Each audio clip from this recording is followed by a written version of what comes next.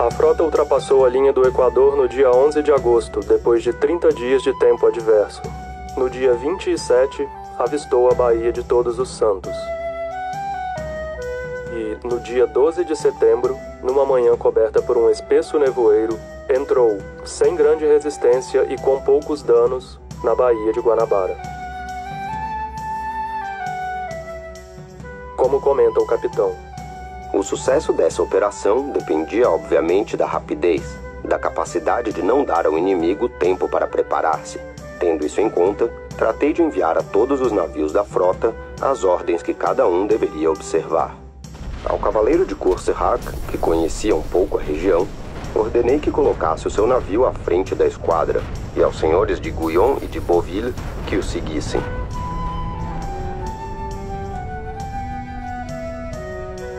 Du Guesclin era um obcecado com as riquezas do Brasil. Ele atacou as frotas do Brasil no meio do Atlântico durante 3 anos seguidos. E ele publicou uma narrativa que é uma das obras mais lidas da literatura de viagens. Ele conta que ele chega, entra no porto em fileira, de uma forma extremamente ordenada, que só os franceses podem ter, num dia de muita neblina, e o Du Guesclin rapidamente entra pela Baía de Guanabara e estaciona próximo à Ilha das Cobras, e aí ele já consegue tomar a situação toda, porque ele domina a Baía de Guanabara. Essa é a visão que você tem do Du Guesclin.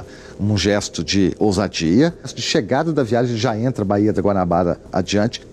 Você tem uma outra perspectiva, de um alemão e de um inglês que estava querendo ganhar a vida num forte lá na costa da Índia também. Os dois estavam aqui, por acaso, o navio estava fazendo uma parada lá. E o que eles dizem da invasão? Sim, o Du Guesclin entrou organizadamente, se aproveitou de um momento de ligeira surpresa, não tanto que os portugueses acreditavam que ele fosse fazer uma parada antes de entrar. Mas o que salientam essas duas perspectivas? A incompetência absoluta das defesas portuguesas. Balas de canhão caíram umas sobre as outras. O governador diz, mas fulano não deveria estar no forte? Sim, mas não teve barco suficiente para levar ele para lá, então ele acabou ficando aqui. Foi uma bagunça geral dentro das defesas brasileiras. Eles foram recuando, ao ponto de queimarem os próprios navios para que os inimigos não se apropriassem deles.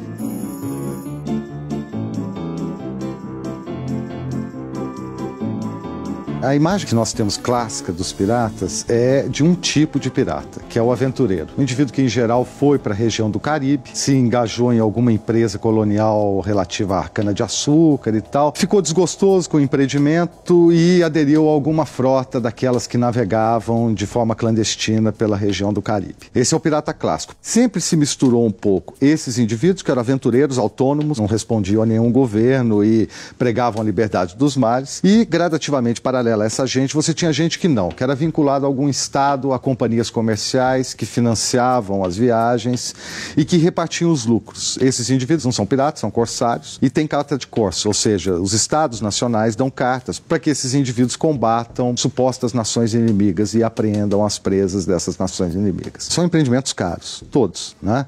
Se não são empreendimentos estatais, são empreendimentos ligados a grandes companhias de comércio, porque isso exige muito dinheiro. No século XVII, no final do XVII, XVIII, praticamente você já tem corsários, não piratas mais. Porque rapidamente se constatou, em países como Inglaterra, França, de que a marinha portuguesa e a marinha espanhola eram marinhas muito fracas. As riquezas provenientes da América podiam ser facilmente capturadas. E você tem uma discussão que é a famosa partilha dos oceanos feita por Portugal e Espanha, através do Tratado de Tordesilhas.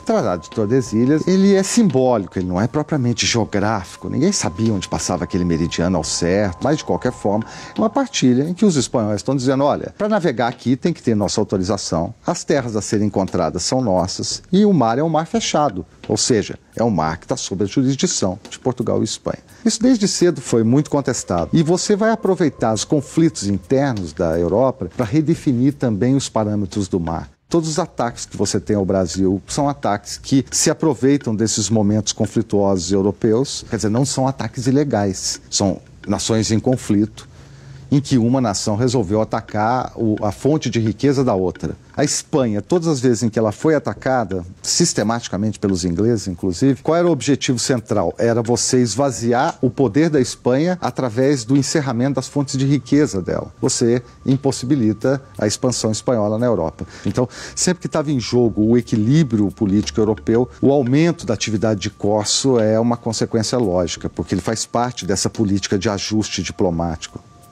À medida que as navegações foram aumentando, em que a partilha do mundo foi se estabilizando, em que a ideia de um mar aberto predominou em relação à ideia de um mar fechado partilhado entre portugueses e espanhóis, os piratas foram incorporados às nações.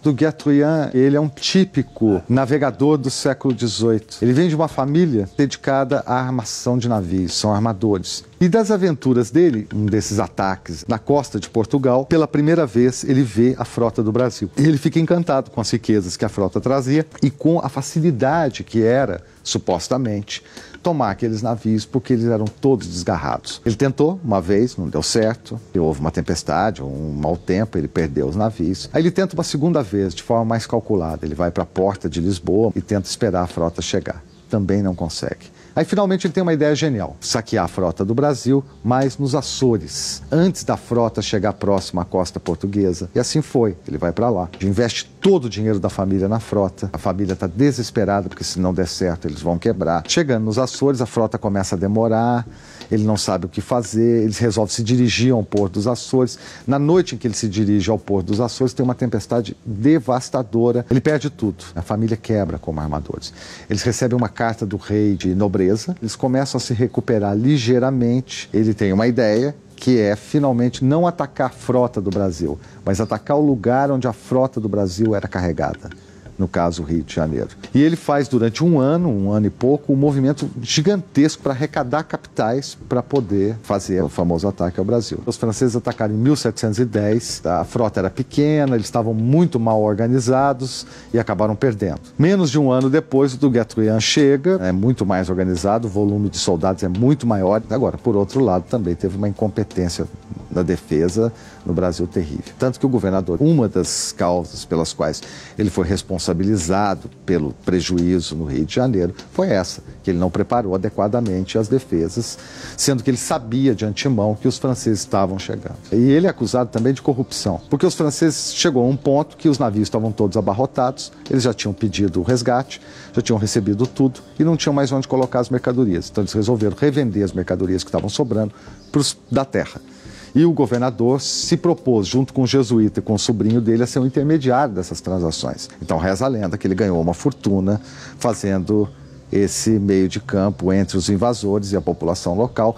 Tanto que quando os invasores vão embora, você tem sucessivas rebeliões no Rio, quando a população nota que eles estavam querendo subir os impostos para pagar os prejuízos que os cofres públicos tinham tido. Depois a população foi se acomodando, foi se esquecendo e tal, pagou os impostos do mesmo jeito, né? E realmente o ataque deu certo e ele salva a família e se transforma num herói da Marinha Francesa a partir dessa aventura no Brasil. E foi por isso que ele vendeu tantos livros também. O ponto mais fundamental na narrativa de viagem é como ela nos construiu para o europeu. Porque as pessoas falam, é só uma ideia, isso está escrito, é a literatura. Não, não, não. Eu estou falando de ações efetivas, ou seja, os europeus passaram a ter uma ideia acerca de nós e a agir em relação a nós a partir das narrativas de viagem. E veja, é um discurso que falou sozinho durante 3 séculos. Os portugueses publicaram pouquíssimas coisas sobre o Brasil e dessas pouquíssimas coisas quase nada circulou pela Europa. Então você não tem um Brasil construído em língua portuguesa, você tem um Brasil construído por esses viajantes. Praticamente não se tem livros sobre pirataria no Brasil. E você tem poucas notícias sobre a pirataria na costa brasileira. Então a gente resolveu, já no bojo dessas pesquisas, fazer um livro sobre piratas especificamente. Eu procurei vários documentos, eu e Sheila, para que nós pudéssemos dar várias perspectivas da invasão a partir dos contemporâneos. O livro foi uma experiência narrativa. Essa ideia de que a história é uma narrativa. É óbvio que ela tem uma perspectiva, uma teoria, a escolha dos documentos, as citações que eu fiz, tudo é escolhido, obviamente, mas ela não é conceitual. Ela é mais acessível, mas ela não é mais simples. Um leitor profissional pode ver dezenas de coisas ali que um leitor que também vai ter acesso à história, vai entender o que aconteceu, etc, etc, não vai ver. O fato de você ter diferentes níveis de leitura resguarda contra a ideia de que não é uma obra acadêmica. Não, é uma obra acadêmica. Ela segue todos os cânones da tradição historiográfica, acadêmica, citações, transferência de voz, verificação da documentação, tudo isso. Porque no Brasil você tem uma perspectiva que é assim. Citar, por exemplo, o Laurentino vende bem, esses que vendem bem, que em geral são jornalistas. E nós, historiadores, falamos assim, eles vendem bem, mas são jornalistas. Tá, tudo bem. Eu concordo, eles são jornalistas, têm uma perspectiva, inclusive, muito particular. Muitos deles querem ser jornalistas. Se você conversar com o Laurentino, ele não quer ser historiador. Ele sabe muito bem o que ele é e a forma dele de narrar. Agora, eu acho que há um espaço para o historiador profissional ocupar nesse mercado de história. Tem excelentes artigos em revistas acadêmicas que são acessados 23 vezes em 4 anos. E é possível ter esse alcance um pouco maior sem fazer coisas que não respeitem os cânones acadêmicos, que não façam avançar a discussão historiográfica, enfim. É possível conciliar as duas coisas. Eu acho que esse é um ponto que o livro defende. Que eu acho que nós, historiadores, perdemos um pouco qual é o objetivo de fazer história. Não é? É formar perspectivas coletivas sobre o passado. E para isso nós temos que ter leitores.